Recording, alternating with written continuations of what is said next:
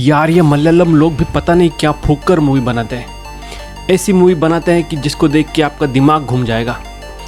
ऐसी एक मूवी मैंने अभी अभी नेटफ्लिक्स पे देखी जिसका नाम है इको, और इसका क्लाइमैक्स थोड़ा कॉम्प्लिकेटेड था क्योंकि इसमें 4 चीज़ें पता चलती है।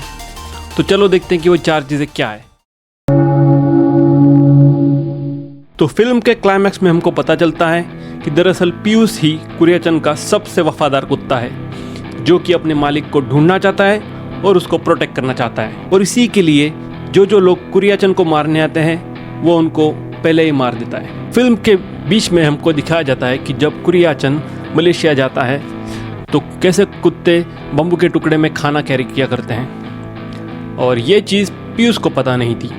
इसलिए फिल्म के शुरुआत में जब उसको बम्बू का टुकड़ा दिखता है तो वो उसको उठा के फेंक देता है। लेकिन फिल्म के क्लाइमैक्स में जब उसको उसी बम्बू के टुकड़े के अंदर खाना दिखता है तब उसको लगता है कि दाल में कुछ काला है, क्योंकि अगर मलाथी अम्मा और कुत्ते सब घर पे ही है तो फिर खाना किसके लिए ले जा कर रहे हैं। और फिर उसको डाउट आता है कि शायद ये खाना कुरियाचन के लिए ले जाया रहेगा। कुरियाचन के दोस्त मोहन पोथान को जब कुत्ते खाई में ढकेल के मार देते हैं तब ये देखकर पीयूष को ऐसा लगता है कि कुत्तों ने एक काम कुरियाचन के कहने पर किया है। लेकिन जब फिल्म के क्लाइमैक्स में मोहन पोथान की बाइनोकुलर यानी दूरबीन उसको मलाथी अम्मा के हाथों में दिखाई देती है तब उसको पता चलता है कि शायद कुत्तों ने मोहन पोथान का खून कुरियाचन के नहीं मलाथी अम्मा के कहने पे किया है। पीयूष जब पहली बार मलाथी अम्मा के घर पर आता है तब कुत्तों से बचने के लिए वो एक पेड़ के ऊपर चढ़ जाता है और 2 दिन वहीं पे अटका रहता है। जब मलाथी अम्मा वापस घर पर आती है तब वो कुत्तों को कंट्रोल करके पीयूष को नीचे उतारती है। इससे हमें पता चलता है कि मलाथी अम्मा भी कुत्तों को कंट्रोल कर सकती है। पर फिल्म के क्लाइमैक्स में जब मलाथी अम्मा पीयूष को कहती है कि कुत्तों का एक ही ओनर रहता है, तो इसका मतलब यह है कि कुत्तों का ओनर कुरियाचन नहीं बल्कि मलाथी अम्मा है। इसका रीज़न ये हो सकता है कि मलेशिया में जब कुत्ते सोई यानी मलाथी अम्मा को घर के बाहर नहीं आने देते, तब हो सकता है कि मलाथी अम्मा को अपनी गलती का एहसास हो गया।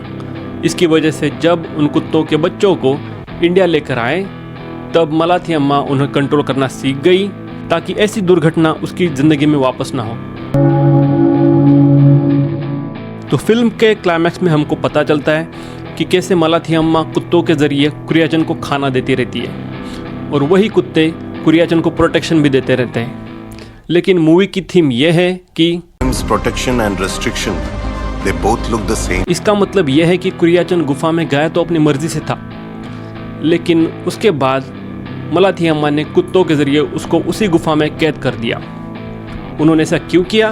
क्योंकि क्लाइमैक्स से ठीक पहले हमने देखा किस तरह मोहन पोथान जो कि कुरियाचन का दोस्त था वो मलाथी अम्मा को बताता है कि कुरियाचन ने उसको किस तरह से फंसाया, और उस चीज़ का बदला लेने के लिए मलाथी अम्मा कुत्तों का इस्तेमाल करके कुरियाचन को हमेशा के लिए उस गुफा में कैद कर देती है। मूवी का क्लाइमैक्स तो काफ़ी अच्छा था, बट मूवी थोड़ी स्लो लगती है, जिसकी वजह से मुझे थोड़ा किष्किंधा कांदम की याद दिलाती है।